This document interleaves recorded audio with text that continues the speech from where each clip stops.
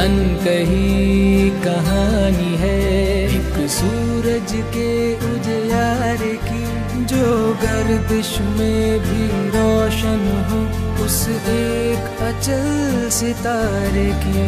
जो हर एक दिल में पलते थे वो दबे दबे अरमा कहीं, उनकी मुरझाई सूरत को इन हाथों ने दी जान नहीं।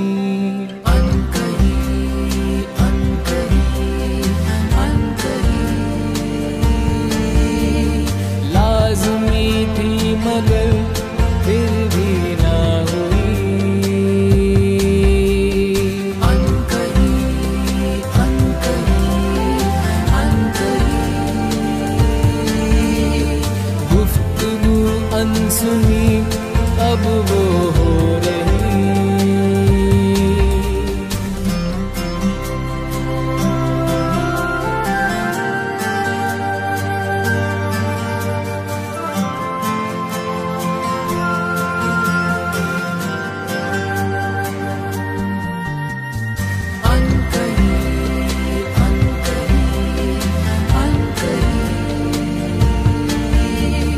लाज़मी थी मगर फिर भी ना हुई। अनकही अनकही अनकही गुफ्तगू अनसुनी अब वो हो रही। अनकही अनफिल्टर्ड। नमस्कार दोस्तों, अनकही अनफिल्टर्ड चेंजेस पॉसिबल की सीरीज़ में आज हम ईवी पॉलिसी पर बात करेंगे। और इस पर बात करने के लिए हमारे साथ हैं दिल्ली डायलॉग कमीशन यानी दिल्ली सरकार के थिंक टैंक के वाइस चेयर जैस्मिन शाह। आज हम उनसे बात करने वाले हैं ईवी पॉलिसी के ऊपर, क्योंकि ईवी पॉलिसी डिज़ाइन करने के समय दिल्ली डायलॉग कमीशन का एक बहुत इंपॉर्टेंट रोल रहा है और इसके इम्प्लीमेंटेशन में भी डीडीसी ने एक वाइटल रोल निभाया है। तो आइए आज उनसे बात करते हैं, उनसे समझते हैं कि ईवी पॉलिसी क्यों दिल्ली का भविष्य बदलने जा रही है, ट्रांसपोर्ट का भविष्य बदलने जा रही है, और क्या दिल्ली सरकार ने जो अभी तक कदम उठाए हैं इस दिशा में वो काफ़ी हैं। कितनी इनोवेटिव है ये स्कीम, आम आदमी इससे कितना अच्छे से कनेक्ट कर पाया है, और आने वाले समय में इसमें क्या नए इनोवेशन आने वाले हैं। तो मिलते हैं जैस्मिन शाह से।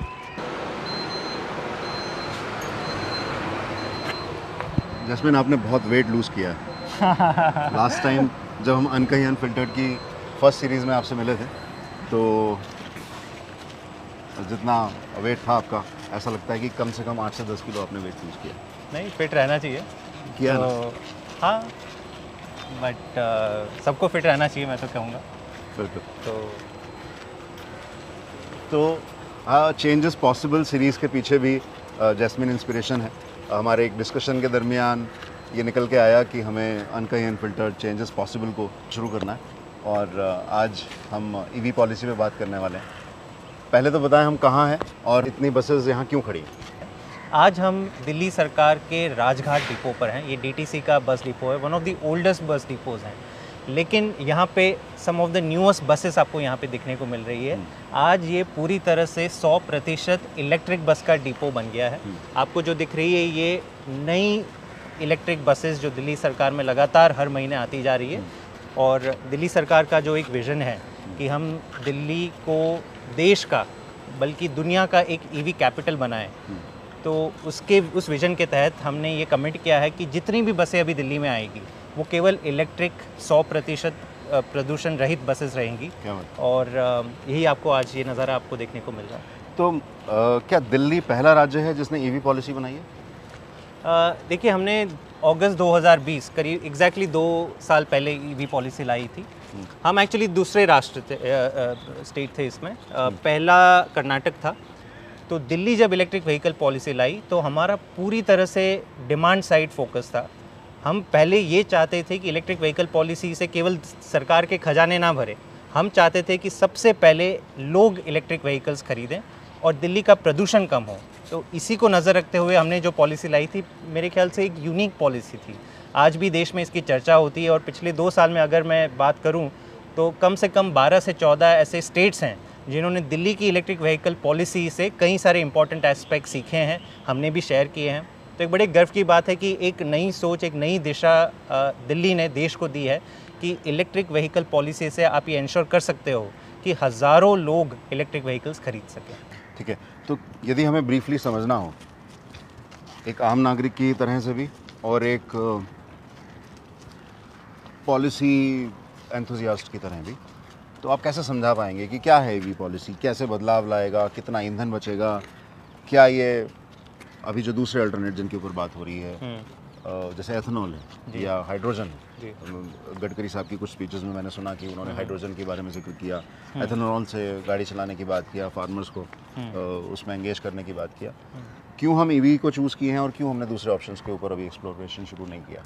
देखिए, सबसे पहले जो दिल्ली सरकार का गोल था, और मैं समझता हूँ कि आम लोगों का भी सबसे नंबर 1 टारगेट होना चाहिए कि हमें इलेक्ट्रिक व्हीकल क्यों खरीदना चाहिए, वो है हमें प्रदूषण की लड़ाई में हमें सबको साथ देना है।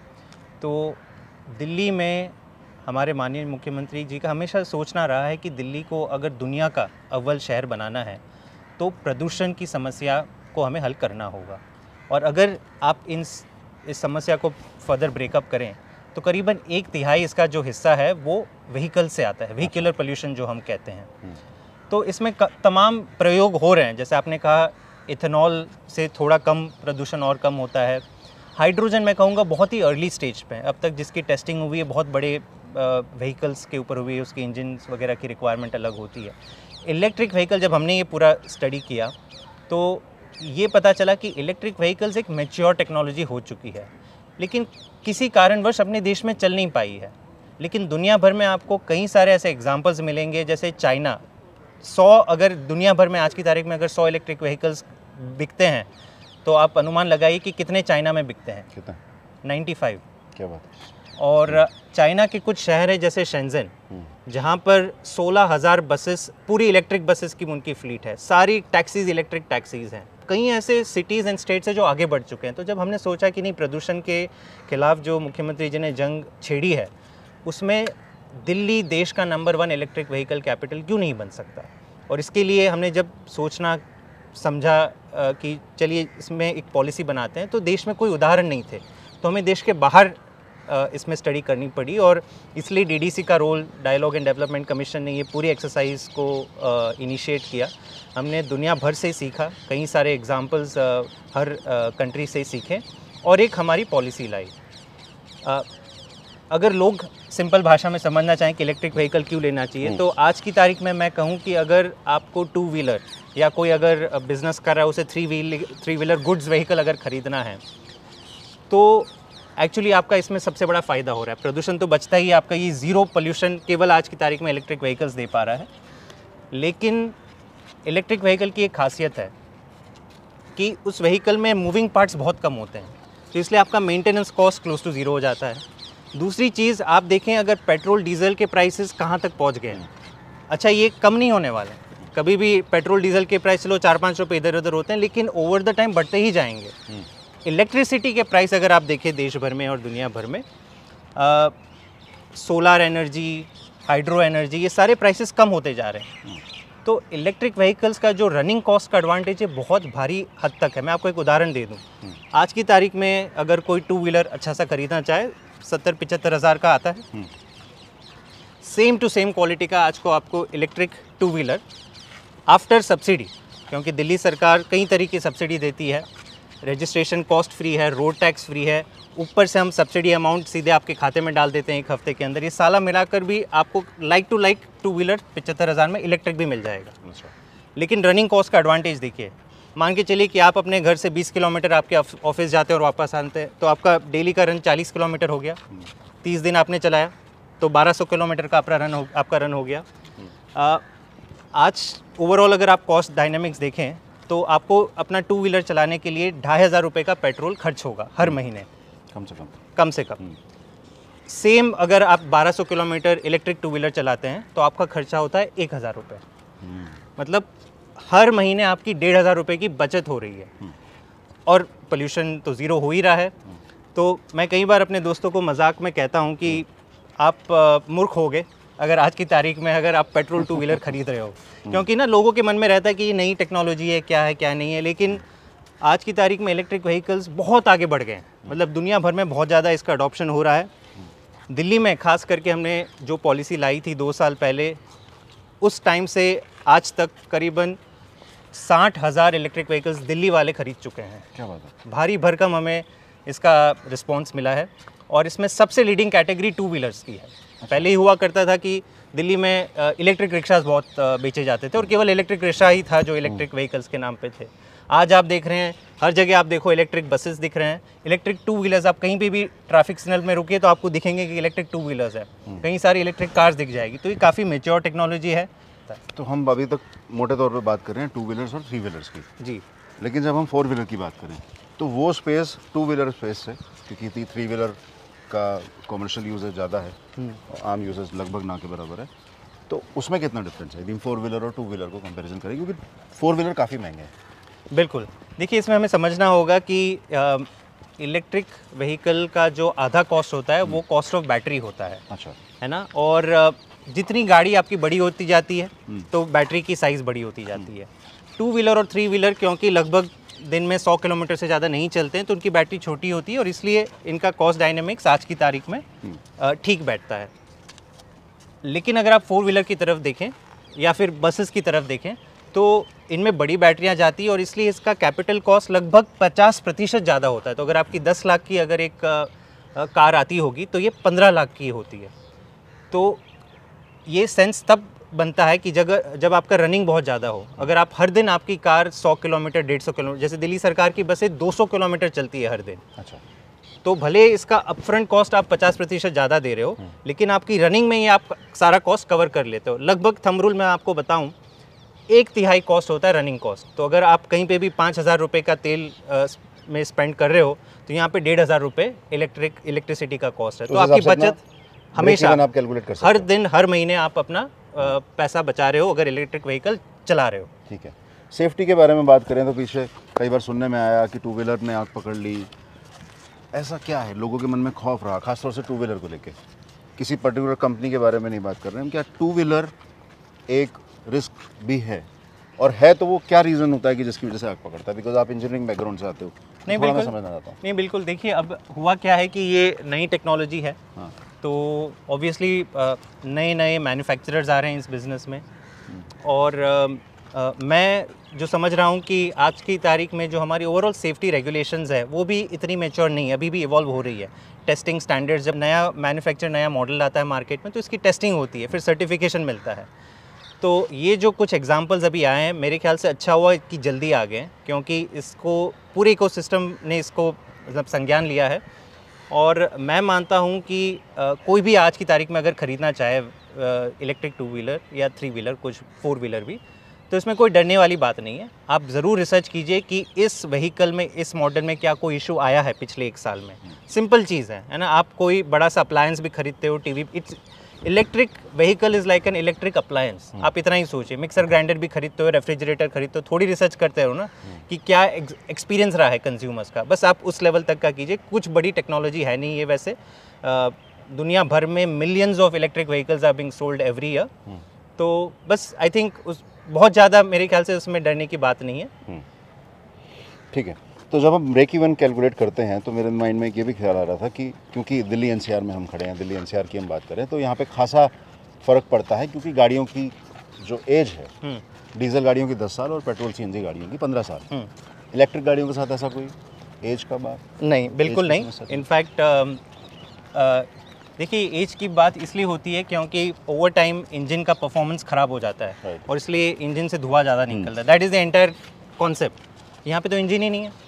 जैसे आपकी स्मार्टफोन की बैटरी है, बैटरी से आपका फ़ोन चलता है, यहाँ पे इलेक्ट्रिक व्हीकल की बैटरी है, बैटरी से पहिए चलते हैं। तो क्या इसके ऊपर कोई बात हुई है या कभी कोई रिसर्च हुई है या कहीं कोई कंपनी ये कहती है कि हमारी गाड़ियाँ जो हैं, मान लीजिए आप अपर सेगमेंट में जाएं या एक एवरेज सेगमेंट में जाएं, टाटा ने काफ़ी गाड़ियाँ निकाली हैं, एमजी ने गाड़ियाँ निकाली हैं, तो क्या हम ये कह सकते हैं कि जैसे नॉर्मल गाड़ियों की एज 15 साल है, इस गाड़ी की एज हम 20 साल या 25 साल मान सकते हैं? एक्चुअली आज की तारीख में कोई मैन्युफैक्चरर आपको ये नहीं कहेगा कि अपर लिमिट क्या है। क्योंकि पूरी आपकी मेंटेनेंस के ऊपर आप देखेंगे अभी भी विंटेज कार्स हैं 40-40 साल से चल रही है। उनको तो कोई इशू नहीं है। राइट। तो यहाँ पे भी actually electric vehicle has no age, age होती है बैटरी की, क्योंकि ये नॉर्मली लिथियम आयन बैटरीज होती हैं, और जैसे फ़ोन होता है आप देखिए 2 साल 3 साल बाद उसकी चार्जिंग कैपेसिटी कम हो जाती है। तो टिपिकली आज की तारीख में जो अच्छे व्हीकल्स मिलते हैं उसकी 8 साल की गारंटी होती है बैटरी की। तो 8 साल बाद अगर आपको उसी परफॉर्मेंस से गाड़ी चलानी है तो आपको बैटरी बदलनी होगी। वो मिल जाएगी बाजार में? हाँ बिल्कुल, मैन्युफैक्चरर को कमिट करना पड़ता है कि वो बैटरी रिप्लेस करेगा, तभी उसे सेल करने की अनुमति दी जाती और है। जितनी भी कंपनियां इस क्षेत्र में हैं, क्या स्पेयर पार्ट्स की कोई समस्या? कोई अभी ऐसा तक spare part जहाँ अभी तक ऐसा सुनने में नहीं आया है। मैं फिर भी कहूँगा किसी से भी कि आप ज़रूर रिसर्च कीजिए, और जो मैन्युफैक्चरर्स जो रेप्यूटेड हैं, जो जिनका तजुर्बा रहा है इंडियन मार्केट में 10 साल 20 साल 40 साल से काम कर रहे हैं, उनके साथ जाइए। ऑब्वियसली उन्होंने रिसर्च करा है, उन्होंने सोच समझ के, और कई बार इन्होंने इंटरनेशनल कोलैबोरेशंस करके ये व्हीकल्स लाए हैं देश में, तो इसका स्वागत करना चाहिए। मेरे जैसे कुछ लोग हैं जो अभी पेट्रोल गाड़ी छोड़कर इलेक्ट्रिक पर शिफ्ट होना चाहते हैं, उनके लिए क्या आप ये बता पाएंगे कि जैसे अभी कुछ ही मॉडल हैं बाज़ार में, क्योंकि हम सरकार में बैठे हैं तो हमारे को शायद आम जनता से ज़्यादा जानकारी भी हो सकती है, क्योंकि आप कंपनी से बात करते रहे होंगे, नए मॉडल्स डेवलप हो रहे होंगे, उसका संज्ञान होगा, कुछ रिसर्चर से आपकी बात होती रही होगी, तो क्या हम ये कह सकते हैं कि कुछ नए मॉडल आने वाले हैं? दिल्ली में अगर आप 2 व्हीलर्स देख लें, लगभग आपको 40 मॉडल मिलेंगे। अच्छा। ठीक है। अगर आप 3 व्हीलर्स देख लें तो आपको 10-15 मॉडल मिलेंगे 3-4 मैन्युफैक्चरर्स के। हर 3 महीने 4 महीने आप देखेंगे ढेरों सारे नए मॉडल निकल रहे हैं। 4 व्हीलर्स में भी बहुत सारे मॉडल निकल रहे हैं। अभी मैंने 1-2 दिन पहले ही सुना कि महिंद्रा 5 और गाड़ियाँ ला रही है 4 व्हीलर्स में। अच्छा। तो हर साल आप मान के चलिए कि ये मार्केट एक्सपैंड होने वाला है। इनफैक्ट जब आप मैं एक अच्छा किस्सा बता दूँ आपको कि इससे पहले हम जानते थे कि दिल्ली में केवल CNG बसेस रन किया करते थे। CNG बस के मैन्युफैक्चरर्स देश भर में केवल 2 हैं। अच्छा। तो दिल्ली सरकार को भी जब खरीदना पड़ता था तो बहुत ही एक छोटा सा मार्केट था, है ना, तो जो वो प्राइसेस सेट करते थे उस पर हमें लेना पड़ता था। इलेक्ट्रिक बस में 6 मैन्युफैक्चरर्स हैं आज की तारीख में, और ये 6 एक साल में 10 हो जाएंगे, फिर 15 हो जाएंगे। तो ये एक मशरूमिंग मार्केट है। देखिए दुनिया भर में आज ये जानकारी है कि electric vehicles are the future. तो जो लोग यहाँ पे पहले पहुँच गए अच्छी बात है, वरना कल तो आपको इलेक्ट्रिक व्हीकल्स लेने ही हैं। तो पॉलिसी पे उतरें उससे पहले एक आखिरी सवाल जो जनता के लिए बड़ा इंपॉर्टेंट है, वो ये कि आपने व्हीकल तो ले लिया, चार्जिंग कितनी अवेलेबल करा पाएंगे? और यदि दिल्ली में आप करा भी देंगे, जैसे हम कहते रहे हैं कि हम 500 स्टेशन शायद तैयार करने वाले हैं या करने की बीच में है, बाकी शहरों का क्या, खासतौर से NCR का क्या स्टेटस है? और यदि गाड़ी, जैसे मैं जानता हूँ कि कुछ मॉडल ऐसे भी हैं जो 400 किलोमीटर के आसपास भी जाने की बात करते हैं, जी तो बिल्कुल। यदि आप एक इंटरस्टेट ट्रैवल कर रहे हैं तो आपको नेक्स्ट चार्जर कहाँ मिलेगा, इसका कोई एश्योरेंस है? और वहाँ पे गाड़ी खड़ी करने के बाद आपको कितनी देर वेटिंग करनी पड़ेगी? और क्या वेट के अंदर आपकी फैमिली यदि गाड़ी के अंदर है तो वो बैठी रह सकती है या वो उतरेगी? कई बार बच्चे हो सकते हैं, हो सकता है कि कोई इन्फेंट उसमें है, तो इन सब चीज़ों का भी ख्याल मन में आता है, तो उसके बारे में कुछ आपके पास समाधान है? मैं पहले आपको बधाई दूंगा, आपने अच्छी रिसर्च कर रखी है। ये सारे सवाल बहुत ही प्राइम सवाल सब लोगों के मन में होते हैं कि मेरी चार्जिंग कहाँ होगी। हाँ। इनफैक्ट जब हमने रिसर्च करी अपनी पॉलिसी के बारे में तो हमने लोगों से सर्वे किया कि इलेक्ट्रिक व्हीकल्स आप क्यों नहीं खरीदते हैं। नंबर 1 पहला पॉइंट ये भी नहीं था कि नहीं चलो थोड़े महंगे होते हैं, तब थोड़े महंगे थे। अभी अपनी पॉलिसी के बाद जैसे मैंने कहा कि लगभग 2 व्हीलर्स के सेम दाम है। नंबर 1 पॉइंट वॉज चार्जिंग कैसे होगी। तो ये बड़ा सवाल है कि चार्जिंग कैसे होगी। पहले मैं आपको बता दूं कि जो ग्लोबल एक्सपीरियंस रहा है और इंडिया में भी हमारा एक्सपीरियंस रहा है कि 90% चार्जिंग आपकी या तो घर पे होती है या तो आपकी ऑफिस पे होती है। चार्जिंग कब होती है? जब गाड़ी स्टेशनरी होती है ना। It is not like a petrol station कि आप गए 2 मिनट में चार्जिंग कर दी और आपने आगे खिसका दी। तो 90% चार्जिंग हैपन्स एट होम और एट ऑफिस प्लेस। तो जो पब्लिक चार्जिंग पॉइंट्स का सवाल है वो केवल 5 से 10% जब आपको लगता है कि नहीं आपको कहीं जाना है और आपकी बैटरी कम हो गई तो आपको रोक के आपकी चार्जिंग करनी पड़ी। फिर भी दिल्ली सरकार ने सोचा कि हम दिल्ली को देश का चार्जिंग इंफ्रास्ट्रक्चर के रूप में एक बेंचमार्क बनाएंगे। और मुझे आज बताते हुए बड़ी खुशी हो रही है कि पिछले 2 सालों में जब से हमारी पॉलिसी आई थी करीबन 100 चार्जिंग पॉइंट कुछ लगे हुए थे। आज 2300 चार्जिंग पॉइंट्स दिल्ली में अवेलेबल हैं। अच्छा। एक्टिवली अवेलेबल हैं। 2300 चार्जिंग 2300 किसी को सिर्फ दिल्ली में केवल और केवल दिल्ली कितने में। स्पैन में बना? पिछले 2 सालों में लगा है। अरे वाह। पिछले 2 सालों में 2300 लग गए हैं, जिसमें से कई सारे स्लो चार्जिंग पॉइंट्स, देखिए इसमें मल्टीपल टाइप्स होते हैं। स्लो चार्जिंग पॉइंट्स ये होते हैं जो नॉर्मल 16 एम्पियर सॉकेट से लगता है, इससे धीरे टाइम लगता है, बट ये 2 व्हीलर 3 व्हीलर 4 व्हीलर सब पे लागू होता है। फिर फास्ट चार्जर्स होते हैं, कुछ बड़ी गाड़ियाँ होती हैं जो 50 किलोवाट, जैसे ये बसेस 50 किलोवाट के चार्जर लेते हैं, तो ये हैवी ड्यूटी चार्जर्स कहा जाते हैं, महंगे भी होते हैं और इससे जल्दी चार्जिंग होती है। लेकिन इसमें छोटे व्हीकल जैसे 2 व्हीलर 3 व्हीलर नहीं होते, ये केवल 4 व्हीलर्स के लिए होती है। और फिर एक तीसरी प्रकार की चार्जिंग होती है जो बैटरी स्वैपिंग होती है। ये बड़ी इंटरेस्टिंग टेक्नोलॉजी, क्योंकि रिसर्चर्स ने भी सोचा कि लोगों के पास टाइम नहीं होगा, चलो अगर आपको 10% के टाइम पे भी अगर आपको पब्लिक चार्जिंग करानी है तो मैं क्यों 1 या 2 घंटा अपनी व्हीकल में वेट करूं। तो जो छोटे वाहन है, खास और 2 व्हीलर और 3 व्हीलर के लिए ये एक नई टेक्नोलॉजी आई कि आपकी बैटरी जो है, डिस्चार्ज बैटरी, आप बैटरी को पेट्रोल की तरह समझिए कि आपकी अगर बैटरी डिस्चार्ज होगी मतलब आपकी टांकी खाली है। तो आप एक चार्जिंग स्टेशन गए, वहाँ पे नई चार्ज बैटरीज डाल देंगे वो लोग और पुरानी बैटरीज वो लोग ले लेंगे। 2 व्हीलर 3 व्हीलर 4 व्हीलर सब में अवेलेबल? 4 व्हीलर में नहीं अवेलेबल है, ये छोटे वाहनों के लिए, क्योंकि बैटरी वहाँ पे light 2 wheelers and 3 wheelers, 2 wheelers और 3 व्हीलर्स के लिए ये टेक्नोलॉजी अवेलेबल है, तो वहाँ पे कोई इशू नहीं है। एंड क्या कोई आम आदमी जाके अपना मतलब वो नहीं, वहाँ पे खुद ही बदल सकता है? नहीं, कर सकते हैं, मेरे ख्याल से आगे जाके ये सेल्फ सर्व मॉडल भी आ जाएगा। It is like an ATM kiosk, बहुत ही आसान होता है, लेकिन अभी ज़्यादातर उनके यहाँ सर्विस स्टेशन के स्टाफ होते हैं, वो आपको करके देते हैं। इलेक्ट्रिक रिक्शाज हैं, इलेक्ट्रिक ऑटोज़ हैं, 2 व्हीलर्स हैं, ये सारे व्हीकल्स हैं। सो अगर आप आज की तारीख में दिल्ली में हैं तो आपको कभी भी ये सोचने की मतलब चिंता करने की ज़रूरत नहीं है, आपको पब्लिक चार्जिंग पॉइंट्स हर जगह पे मिल जाएंगे।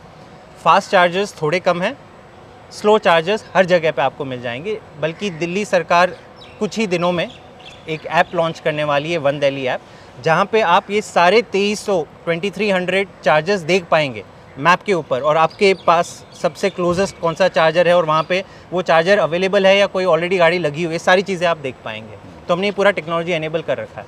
आपका सवाल सही है कि NCR में जब आप जाएँ और ख़ास करके लॉन्ग डिस्टेंसेस जाएँ तो अभी भी वो इंफ्रास्ट्रक्चर धीरे धीरे बन रहा है। मैं दुख की बात है थोड़ी कि जिस सीरियसनेस से दिल्ली ने अपनी इलेक्ट्रिक व्हीकल पॉलिसी को लागू किया है, सराउंडिंग स्टेट्स ने इतनी अग्रेसिवली नहीं किया है। तो अगर आज हम कह पा रहे हैं कि दिल्ली केवल में 2300 चार्जर हैं, तो हो सकता है कि नोएडा या गुड़गांव वगैरह में 200-400 के करीब चार्जर्स हों। मेरे ख्याल से ये बढ़ेंगे आने वाले दिनों में। और जो बड़ी गाड़ियाँ हैं जिसमें 300-400 किलोमीटर की रेंज है, वहाँ तो आपको ज़्यादा चिंता करने की ज़रूरत नहीं है। आप कहीं पे भी जाइए, रात को रुकिए, वहाँ पे चार्जिंग पे लगा दीजिए। तो दुनिया भर में ऐसे ही चार्जर्स मतलब इलेक्ट्रिक व्हीकल्स चलते हैं। ठीक है, तो क्या यदि दिल्ली से पंजाब जाना है या दिल्ली से शिमला जाना है और चंडीगढ़ होते हुए हम निकल रहे हैं, बीच में पानीपत अम्बाला वगैरह आएगा, तो तकरीबन 150 किलोमीटर की जो गाड़ी की स्ट्रेंथ रहती है, उसके बाद हम ये मान सकते हैं कि पंजाब में एंट्री के साथ ही आपको मेरे ख्याल से चार्जिंग पॉइंट्स मिलते जाएंगे? मेरे ख्याल से ये रिसर्च आप कर लें तो बेटर है कि अगर आपको इस रूट पे जाना है तो इस रूट पे और है पब्लिक डोमेन में ये इन्फॉर्मेशन अवेलेबल है। नॉर्मली ये होता है कि अगर आप कार्स में जाते हो तो आपके जो कार की कंपनी है उसी ने बड़े बड़े हाईवेज पे लगा रखे हैं, है ना।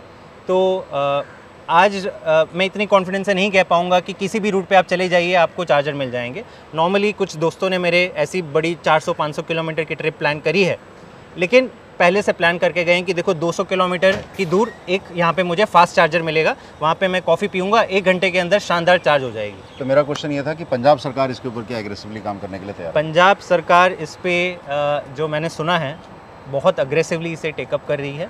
पंजाब की एक ड्राफ्ट EV पॉलिसी भी तैयार हो गई है एंड कुछ ही उम्मीद है कुछ ही हफ्तों में, कुछ ही महीनों में इसे लागू कर दिया जाएगा। तो मुझे ऐसा लगता है कि क्योंकि DDC बहुत सारे विषयों पर बहुत एग्रेसिवली काम कर रहा है, मुझे ऐसा लगता है कि यदि चेंजेस पॉसिबल को हम कंटिन्यू करते जाएं तो हर महीने मुझे आपका एक इंटरव्यू जरूर लेना पड़ेगा। आपका हमेशा स्वागत है। EV पॉलिसी एक ऐसी नहीं है जिस पर DDC काम कर रहा है। हाँ। तमाम ऐसी सोलार पॉलिसी और बहुत सारी ऐसी चीज़ें हैं जिस पर आप बहुत एग्रेसिवली काम कर रहे हैं। बधाई के पात्र हैं आप वाइस चेयरपर्सन होते हुए और चेयरपर्सन मुख्यमंत्री जी होते हुए कि आप सिर्फ दिल्ली को नहीं देश को एक ऐसी दिशा दे रहे हैं। मैं चाहूँगा कि एक बार आप मुझे इसकी सैर करा दें ज़रूर, चलिए। और हम जो विषय आगे पॉलिसी रिलेटेड है वो बस में बैठ के बात करें। बहुत बढ़िया, ठीक।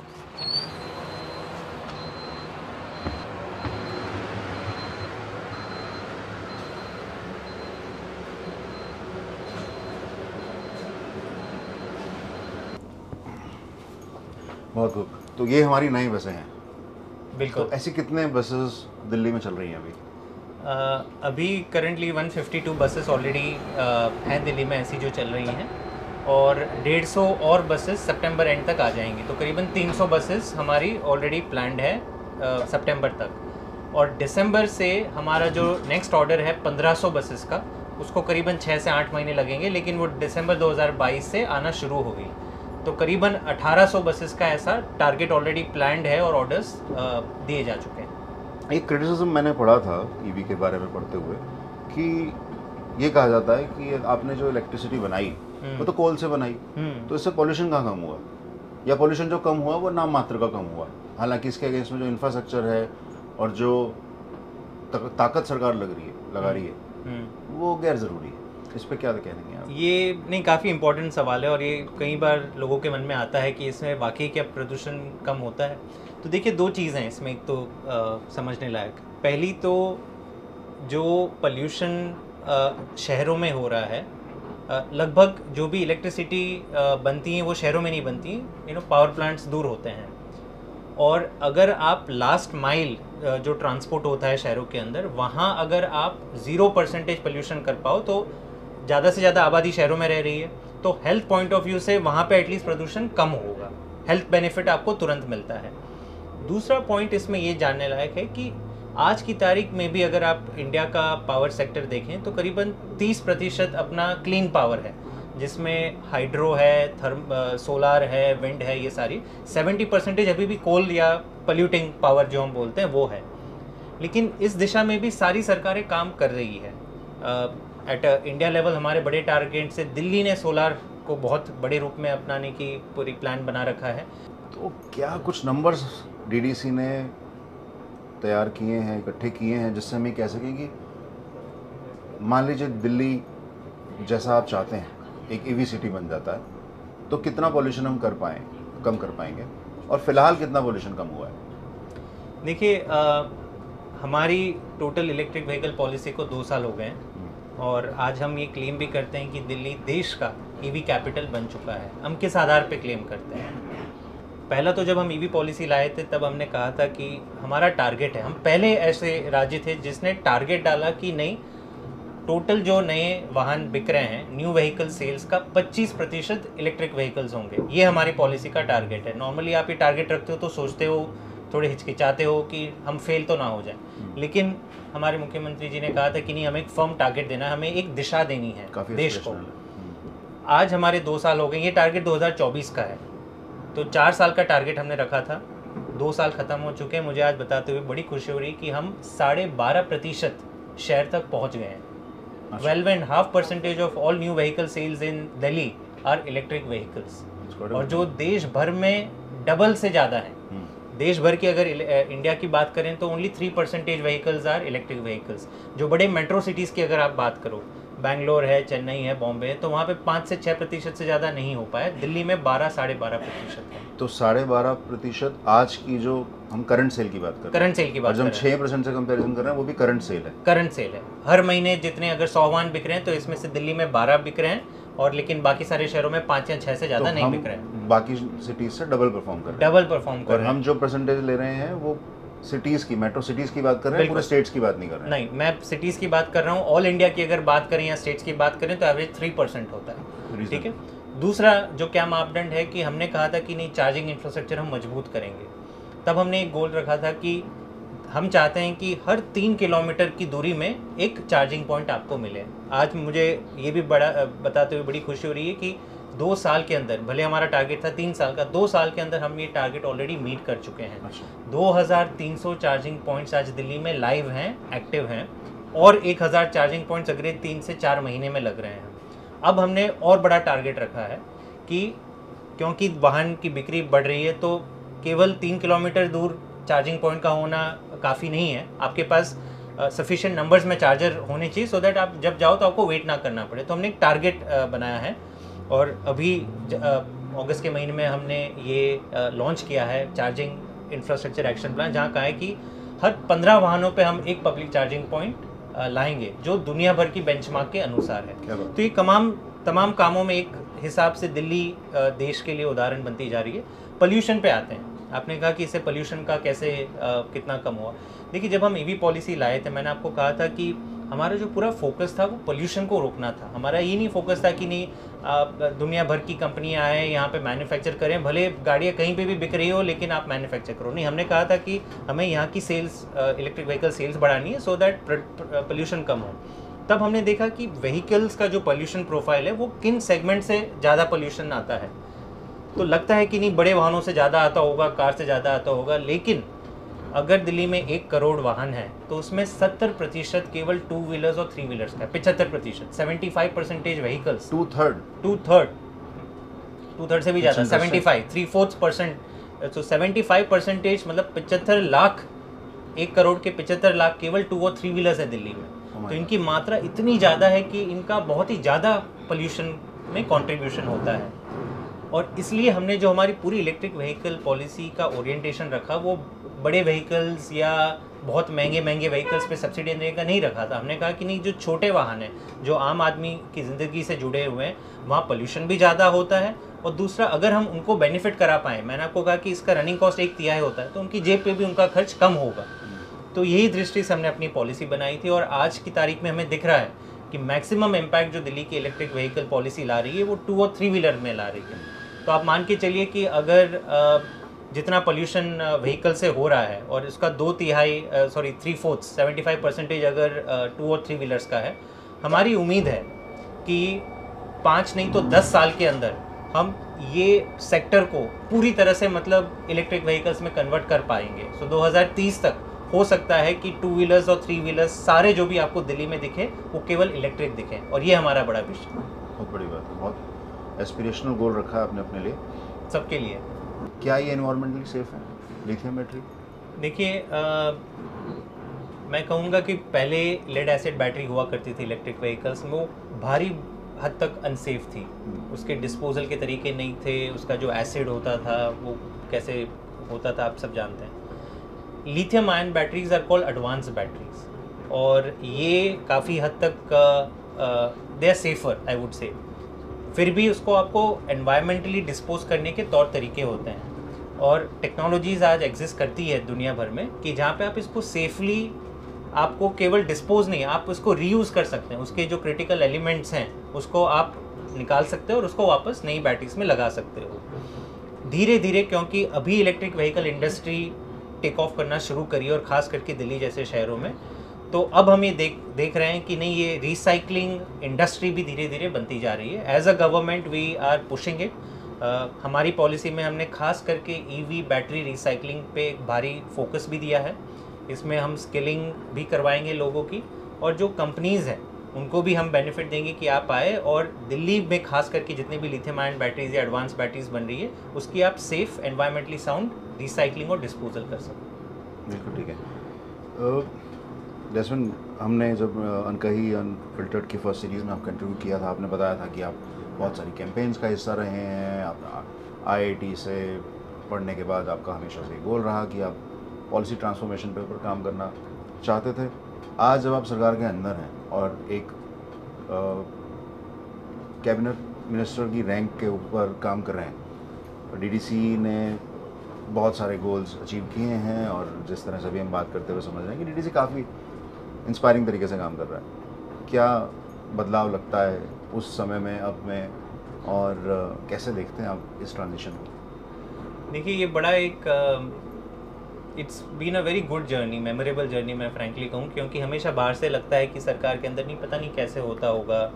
ऑब्वियसली हम समझते हैं कि हमारे पास विजनरी लीडरशिप है, लेकिन सरकार इवेंचुअली सरकार होती है। सरकार में हज़ारों ब्यूरोक्रेसी होती है, अपने तौर तरीके होते हैं काम करने की।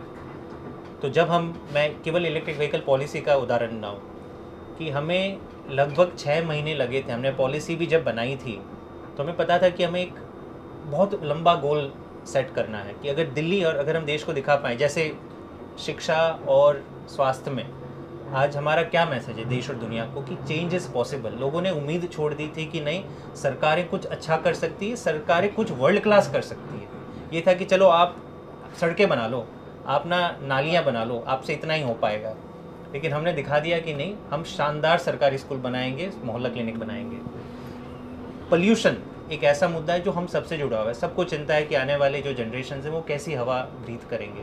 तो जब हमें ये मौका मिला कि चलिए एक इलेक्ट्रिक व्हीकल पॉलिसी लानी है, तो हमने उस स्टेज का सोचा कि हमारा कंपैरिजन यहाँ पे कहीं ना हो, लेकिन जब कुछ साल बाद जब दिल्ली की डिस्कशन होगा तो ये दुनिया भर के टॉप एग्जाम्पल्स में गिना जाए। तो उसी दृष्टि से हमने काम शुरू किया। शुरुआत में बड़ी दिक्कतें आई।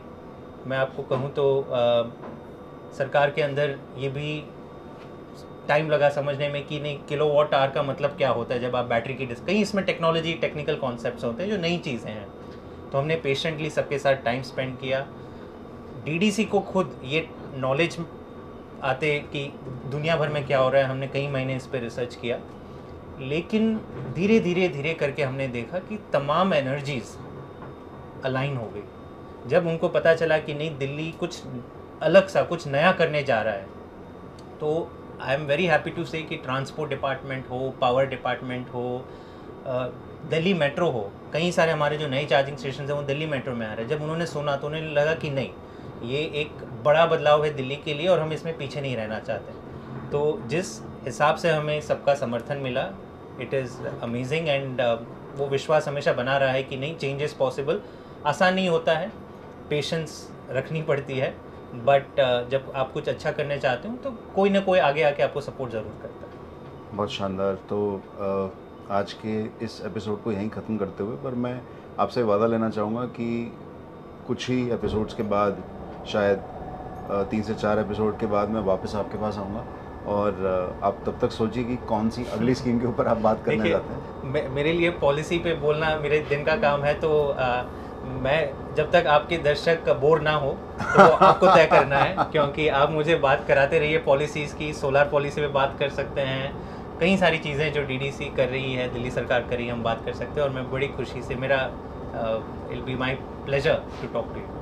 Thank you so much Jasmine. और एक मैं चाहूँगा आपसे कि बहुत सारे दर्शक, जिसमें बहुत ऐसे लोग होंगे जो युवा होंगे, जो चाहते हैं पॉलिसी के ऊपर काम करना, जो चाहते हैं डीडीसी को फॉलो करना, चाहते हैं आप तक पहुंचना, आप तक अपनी बात पहुंचाना, इन सारे चीज़ों के लिए क्या कोई ज़रिया है आप तक पहुंचने का? क्या आपको ट्विटर पे डीएम किया जा सकता है या कोई ईमेल आईडी आप शेयर करना चाहें? नहीं, सारी चीज़ें मैं बहुत ही इजीली एक्सेसिबल हूँ। मेरे ख्याल से आपको कोई कभी शिकायत नहीं सुनने को मिली होगी।